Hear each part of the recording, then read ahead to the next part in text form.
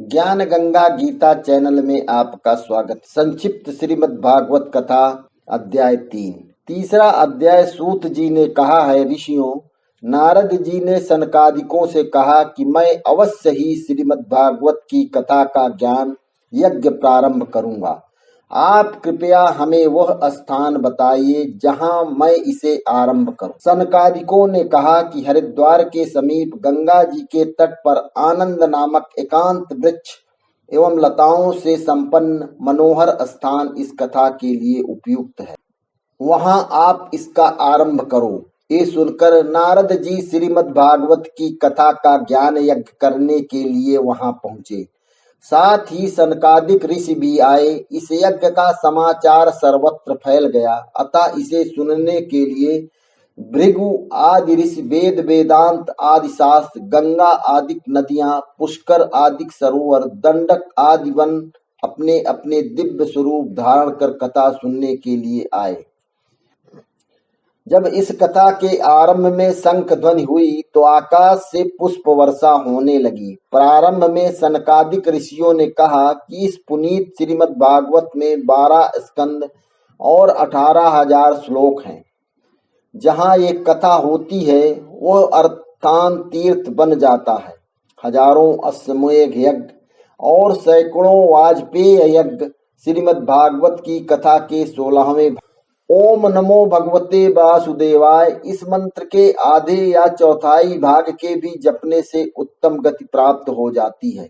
इस कथा के लिए कोई समय या दिन निश्चित नहीं है, किंतु कलि में चित्त वृत्तियां अधिक काल तक रोकी नहीं जा सकती। अतएव इस कथा को 7 दिन में समाप्त कर देना श्रेष्ठ है। इसको 1 सप्ताह सुनने से ही जप तप योग समाधि तीर्थाटनादिक कर्मों से कहीं अधिक फल प्राप्त हो जाता है। सौनक जी ने पूछा, हे सूत जी, श्री कृष्ण जी की कथा का यह श्रीमद् भागवत पुराण सर्वधर्मों में श्रेष्ठ एवं कल्याणपुर कैसे हुआ? सूत जी ने कहा, जब श्री कृष्ण जी थे तो उनसे उद्धव जी ने यह प्रश्न किया था कि जब आप नर लीला समाप्त कर अपने धाम को चले जाएंगे तो फिर कलि में यह गौ रूपी पृथ्वी किसकी शरण में जाएगी?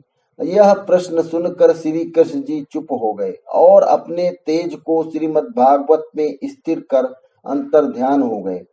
सूत जी ने कहा, नारद जी के श्रीमद् भागवत के ज्ञान यज्ञ को 1 सप्ताह में समाप्त करने का जैसे ही निर्णय किया गया, वैसे ही भक्ति श्री कृष्ण गोविंद हरे मुरारे, हे नाथ नारायण वासुदेव कहती हुई अपने दोनों पुत्रों ज्ञान और वैराग्य के साथ आकर यज्ञ में उपस्थित हो गई।